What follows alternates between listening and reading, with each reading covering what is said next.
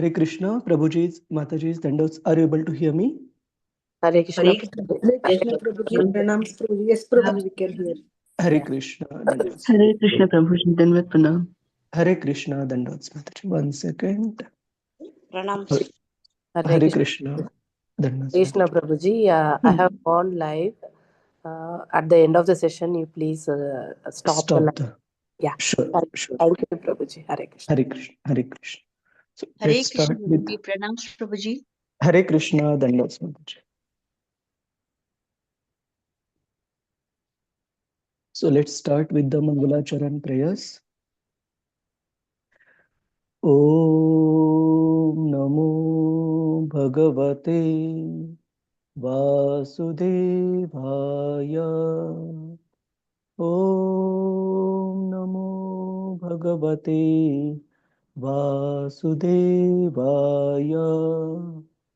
Om Namo Bhagavate Vasudevaya.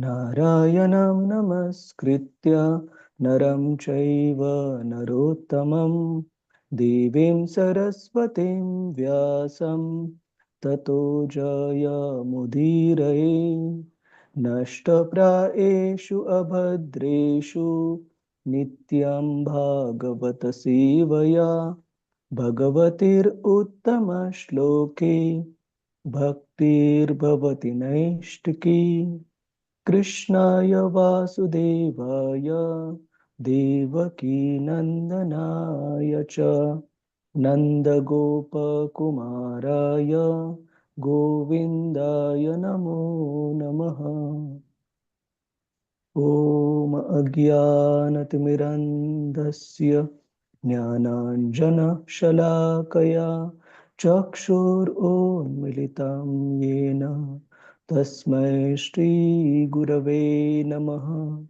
Nama Om Vishnu Padaya Krishna Pristhaya Bhutale Srimate Bhakti Vedanta Swamin Iti Namine Namaste Saraswate Devi Gauravani Pracharine Nirvishesha Shunyavadi Paschatya Deshatarine Jaya Sri Krishna Chaitanya Prabhu Nityananda Sri Advaita Gadadhara Srivas Adi Gaura Bhakta Vrinda Hare Krishna Krishna Krishna Hare Hare Hare Rama Rama Rama Hare Hare Hare Krishna, Prabhuji's, Mataji's. Welcome you all to today's discussion, short discussion on Srimad Bhagavatam, and we would like to welcome back devotees who are just coming back from Vrindavan Yatra. Yesterday we were discussing about spiritual life being a process of increasing our faith and how it is very important to have faith in the scriptures. And one of the ways we develop our faith in Krishna consciousness is by associating with devotees who have got the faith. It is in general explained that whichever master we serve, that type of results we will derive. Like, say, for example, the sons of Shukracharya, although being Brahmanas, they served their master Hiranyakashipu, and their faith became like that. Their disposition became like that of friends and enemies, of politics, etc.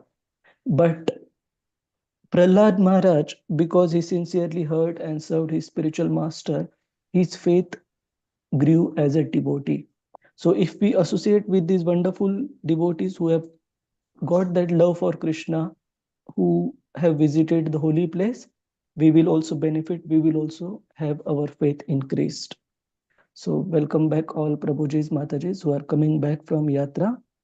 And let's continue where we left yesterday, where we are discussing about various islands created and distributed amongst his sons primarily by Maharaj Priyavrat, and how subsequently his sons further created divisions within those islands in the form through the rivers, through mountains, etc.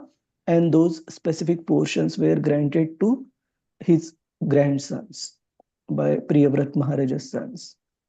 And there is also an important verse on how we should approach the devatas, the proper way and the improper way we should avoid approaching them. Otherwise, it's very detrimental for our own spiritual life. So let's go through the verse first.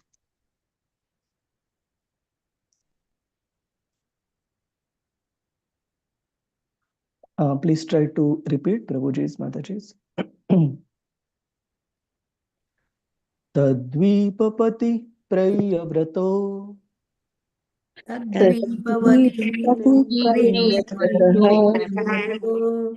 Rajan Hiranyarita Nama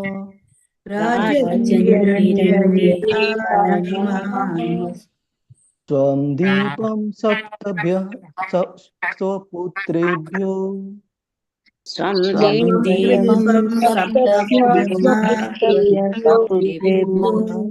Yatha Bhagam Vibhajya Swayam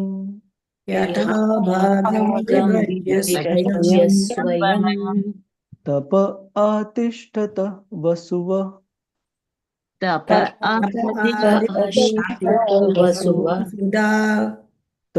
Atishtata Vasuvadana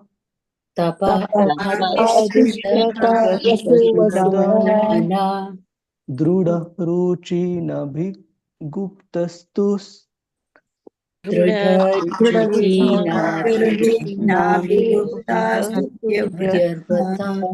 Stutyavrata Vivikta Vamadeva Namabhyaha Stutyavrata Vivikta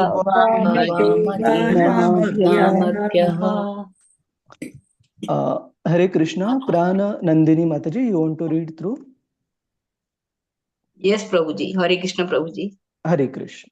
Yes, Mataji. Translation by A.C. Bhaktivedanta Srila Prabhupada. Srila Prabhupada ki jai. O king, another son of Maharaja Priyavrata, Hiranyareta, was the king of this island. He divided it into 7 parts, which he delivered to his 7 sons according to the rights of inheritance. The king then retired from family life to engage in austerities. The names of those sons are Basu, Basudana, Dridharuchi, Satyavrata, Nabhigupta, Bibikta, and Vamadeva. Hare Krishna Prabhu. Thank you, Mataji. So I was hearing a class on this particular section by one of Srila Prabhupada's senior disciples, His Holiness Navayogendra Swami Maharaj.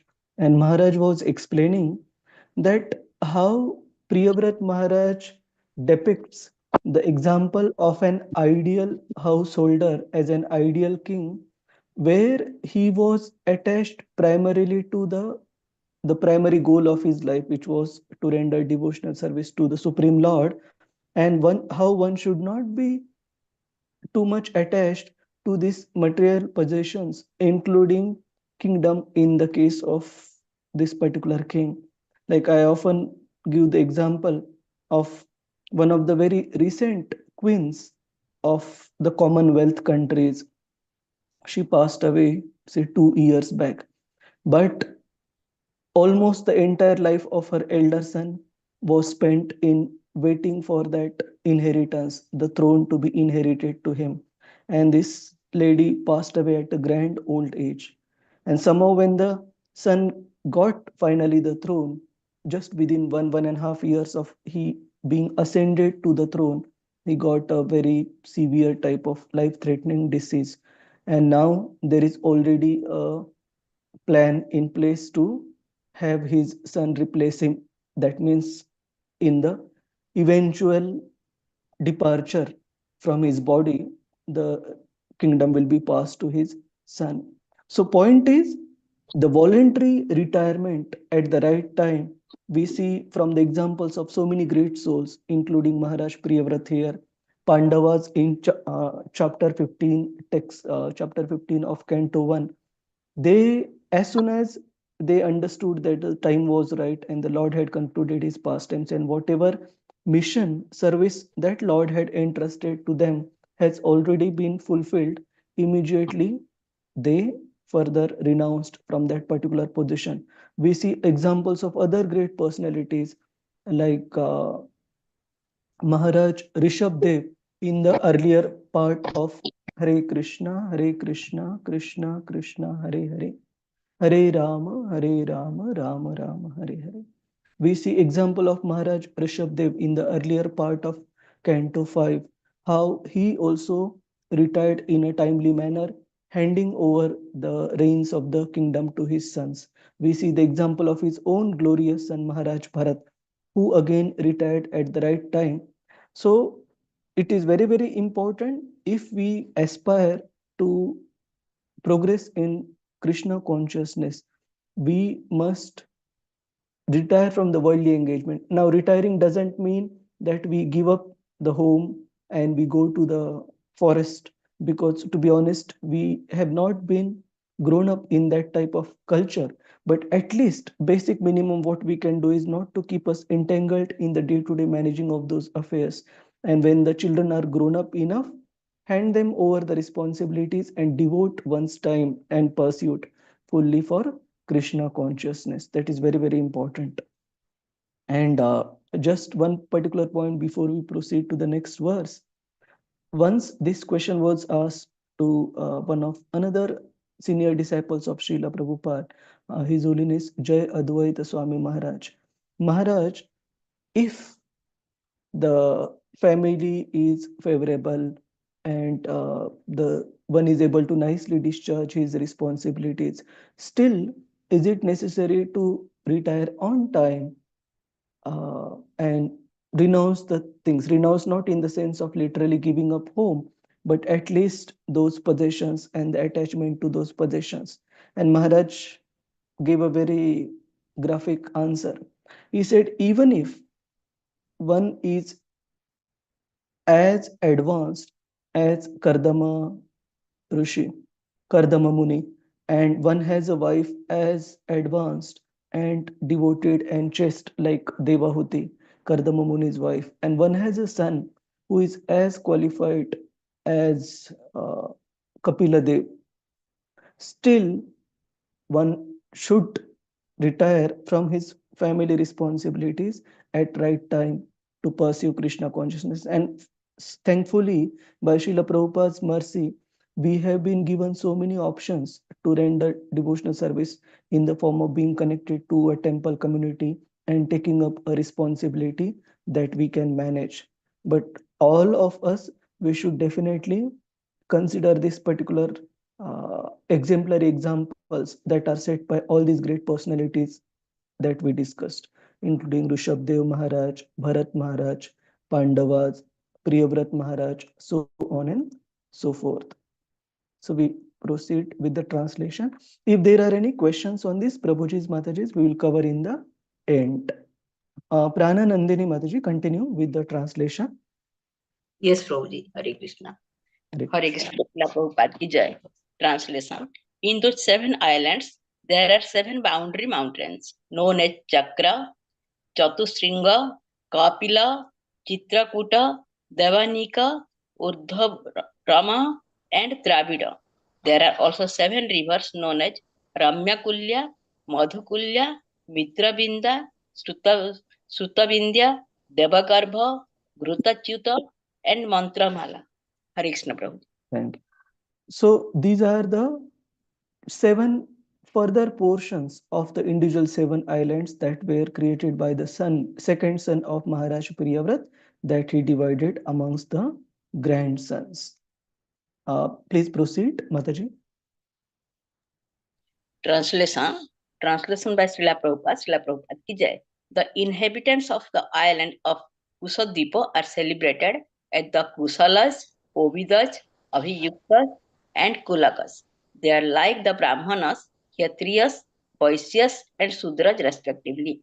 By bathing in the waters of those rivers, they all become purified.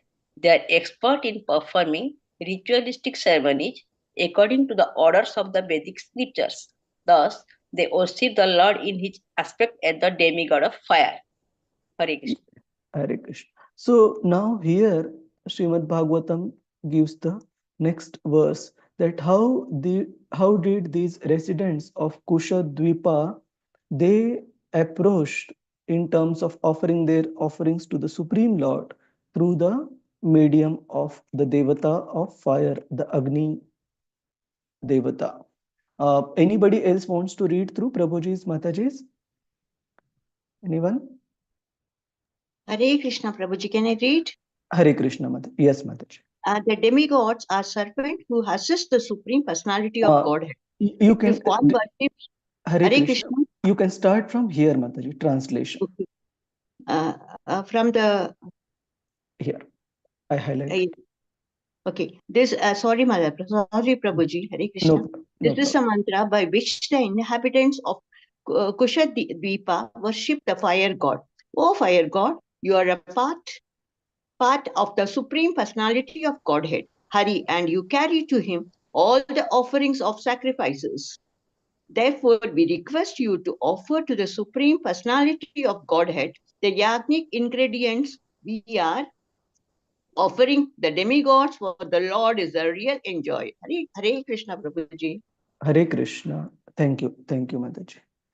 So anyone else was also saying something? Prabhuji's, Mataji's. Anyone wants to read through the purport quickly? All right. Prabhuji, I can read. Yes, Madhumai Krishna Kanta Mataji. Hare Krishna, Prabhuji. Thank you, Prabhuji. Purport by Srila Prabhupada. Srila Prabhupada ki jai. The demigods are servants who assist the Supreme Personality of Godhead. If one worships the demigods as servants of the Supreme carry the sacrificial offerings to the Lord, like tax collectors collecting revenue from the citizens and bringing it to the government's treasury.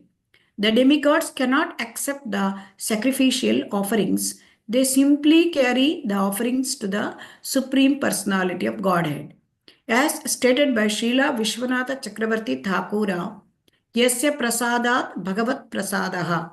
Since the Guru is a representative of the Supreme Personality of Godhead, he carries to the Lord whatever is offered to him. Similarly, all the demigods, as faithful servants of the Supreme Lord, hand over to the Supreme Lord whatever is offered to them in sacrificial performances. There is no fault in worshipping the demigods with this understanding. But to think that the demigods are independent of the Supreme Personality of Godhead and equal to him is called Hruta Jnana, a loss of intelligence. Kamaistair Hruta Jnanaha. One who thinks that the demigods themselves are the actual benefactors is mistaken. Thank you, Prabhuji. Thank you, Mataji. Srila Prabhupada ki jai. So here in this verse, we see how a devotee acknowledges the position of the devatas in the right mood and how he approaches the Supreme Lord through them wherever the yogic sacrifices are concerned. Of course, this is not a mandatory method that we approach the Supreme Lord through the devatas, but whenever they are involved in terms of various sacrificial offerings, it is very, very important for the devotees to honor them properly based on the service that they are rendering to the Supreme Lord. So it is explained that any great personality, what to speak of devatas, it is a proper etiquette that if we glorify them in front of the deities, then we have to glorify them in relation of the service that they are rendering to the Supreme Lord Krishna. Otherwise, just the materialistic glorification of any personality against in front of the deities is considered as a breach of etiquette. That is not a proper etiquette. So sometimes we see that devotees in our neophyte stage of Krishna consciousness, devotees become very critical of the devatas, reading from say 7th chapter of Bhagavad Gita, 9th chapter of Bhagavad Gita, where Krishna mentions that worshipping the devatas is indirect way of approaching him, not the direct. So the worshippers of the devatas, they are also worshipping the Supreme Lord, but in a apratyaksha, in a indirect manner. Or here also Srila Prabhupada quotes this famous verse from Bhagavad Gita, Kamais tastair rutatjnana prapadyante anya devataha. Krishna mentions that those whose intelligence is stolen, rutatjnana, they approach the devatas to fulfill their karma, to fulfill their material desires. But that is one way of looking at it. But the other way of looking at it is all these devatas, they are not ordinary personality. They are empowered representatives of the Lord who have been entrusted with various services to the Lord. Like say for example, Agni Devata, the fire god is considered as the mouth of Lord Vishnu in terms of accepting the sacrificial offerings. So definitely they have got their important roles to perform, and that's why they are at that particular exalted positions, serving various universal affairs based on Lord's instruction. This is one thing. Second thing, we also see in the example of Lord Krishna or his various other avatars itself, how Krishna is very careful about treating his representatives in an honorable manner with all due respect. Like, say, for example, in the Govardhan Leela, although the whole pastime was orchestrated by the Lord in order to smash the false ego of King Indra, one important point about King Indra is Krishna is so careful that he doesn't become puffed up with false pride. And whenever such a situation occurs, Krishna himself takes the trouble to arrange this elaborate pastime of Govardhan Leela in order to teach Indra a lesson and bring him to his senses.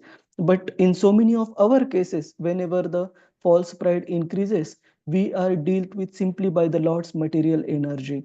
But in case of Indra, Krishna is personally being bothered to make sure that that particular devotee of his, he may be attached to certain material things, but still he is taken care and he is not led astray. He doesn't get distracted from the path because of this inflated false ego. Krishna is so careful. And even after Govardhan Leela is done, we see that Krishna, he basically, after the Brajavasis and all have gone back to the Vrindavan village, Krishna goes to a secluded place so as to give a chance to Indra to beg pardon, and so that it doesn't become too overwhelming for Indra to approach Krishna in front of everyone, and already his ego is smashed, and to have it like a, insult on the injury, that he had to surrender to Lord Krishna in front of everyone. So Krishna makes an arrangement so that he doesn't get into a further awkward situation. And then Indra is able to approach Krishna at that particular secluded place along with the Surbi cow, begging pardon on behalf of him. So this is very, very important part of our advancement in Krishna consciousness, that we learn to acknowledge the position of other devotees, including the devatas, even when those devotees may not be on the exemplary level, but we appreciate what surrender they have for the Supreme Lord, despite all the demerits they may carry. That is between them and Krishna. But especially for the Devatas, they are such exalted personalities. If we deride them in our immature state of devotional service, when we ourselves are full of so many material desires, that will simply invite trouble for our Krishna consciousness. Krishna himself is not pleased when his devotees are belittled or derided, even if they have got any anarthas, even if they have got any demerits. What he values is they surrendered the important services that the devotees render, and Krishna accepts them with love and care. Another point that is mentioned by Srila Prabhupada in the purport, how the spiritual master is also one such representative. In fact, the Mangal Arti, the Guru Ashtakam prayers, they refer to Guru as the most confidential servitor of the Supreme Lord, who is rendering services to the Supreme Lord in a very, very confidential manner. So such personality, whatever we offer to our spiritual master, naturally it gets offered through the Guru Parampara to the Supreme Lord. So it is explained that even when we are making the Bhoga offering, one quote of Srila Prabhupada I read, that even if we are not able to chant all the three sets of prayers, one is the prayer to our spiritual master and Srila Prabhupada, which is the Pranam mantra. And then there is a prayer to Lord Sri Chaitanya Mahaprabhu, Namo Mahavadanyaya. And then there is a prayer to Lord Krishna, Namo Brahmanaya Devaya Go Brahmani Hitaya Cha. So even if one is not able to chant three times each one of these prayers, even if we offer it to our spiritual master, still that offering is accepted by the Supreme Lord based on this principle that that offering through the Guru Parampara, it is ultimately offered to Shri Shri Radha Krishna Shri Shri Gaur Nitai. So that is a very, very important role for us to acknowledge the position of our spiritual master as the via medium between us and the Supreme Lord, and not consider him as an ordinary person. Because as we mentioned in the case of Devatas, in the case of spiritual master also it applies. It would be very detrimental for our own spiritual advancement if we consider our spiritual master as a ordinary personality. Then we are basically harming our own chances of pleasing Krishna if we can't acknowledge the exalted position of his confidential servitors. So with this, we will conclude this short discussion. Prabhuji's, Mataji's, is there any question or any comments, any thoughts anyone wants to share on this particular perspective of acknowledging the position of Devatas, one's spiritual master? Just give me 1 minute, Prabhuji's. Hare Krishna. Anyone wants to share anything? Vijaya Kumari Mataji, you wanted to share something? Or any other devotees? No, Prabhuji. Hare Krishna. All right. Or anyone has got any questions? Hare All- Krishna. Hare Hare Krishna. Krishna. Yes, Mataji. To ask one question about offering, Prabhuji. Yes. On fast Ekadasi day, if we are offering something for family members, also we are making some grain Yes. then how to offer, Prabhuji? To hope So, to offer, not to offer, how to do? yeah. So one thing, see, Ekadashi, abstinence from grains, as such, it is for us. It is not for the Supreme Lord. If you see the temple offerings to Shri Radha Krishna deities, Gaurnita, etc., those offerings go on as usual even on Ekadashi day. So Ekadashi Prasadam, which is free from grains, beans, etc., is mainly for the devotees. So that Ekadashi Prasadam we can offer, as well as the Prasadam which is cooked with grains, that we can offer to the spiritual master, and through spiritual master to the Supreme Lord. So no problem with that, Mataji. It is the restriction in terms of consumption is only for us, the sadhaka practitioners, that we don't take grains, beans, etc. Is that all right, Prana Nandini Mataji? Prabhuji. So we can offer to We our can offer. spiritual master also. Yes, yes. See, spiritual, to be honest, the Bhoga offering we are making to the spiritual master with the prayers that, my dear spiritual master, Guru Maharaj, please accept this Bhoga offering as an offering of love, and through Srila Prabhupada, through Guru Parampara, please offer it to Shri Shri Gaur Nitai, Shri Shri Radha Govinda Ji. That is our prayer. Because we are not qualified to offer anything directly to Krishna, spiritual master is our via medium. So we request spiritual master through offer through the Guru Parampara to Sri Radha Krishna. Okay, so don't consider that are we offering to him to consume on Ekadashi? No, we are offering it for requesting him to offer to the Supreme Lord. Is that all right, Mataji? Thank you, Prabhuji. Hare Krishna. So the point is, even offering at the level of spiritual master is all perfect based on this particular principle that spiritual master is definitely going to make that offering further through the Guru Parampara to the Supreme Lord. He carries to the Lord whatever is offered to him. So he doesn't keep anything with himself. That's why we need to approach him in that particular mood. Any other question, comments, Prabhuji's, Mataji's? Hare Krishna. All right. Thank you all very much and wish you a happy Krishna conscious day ahead. Vamcha kalpatarubhyascha kripa sindhubhya eva cha patitanam pavanebhyo vaishnavebhyo namo namaha. Ananta Koti Vaishnav Vrinda ki jai. Vaishnav Thakur ki jai. Srila Prabhupada ki jai. Hare Krishna, Prabhuji's Mataji. Hare Krishna. Thank you, Prabhuji. Hare Krishna. Hare Krishna, Hare Prabhuji. Krishna, Thank you. Prabhuji. Hare Krishna. Hare Krishna. Dandavats.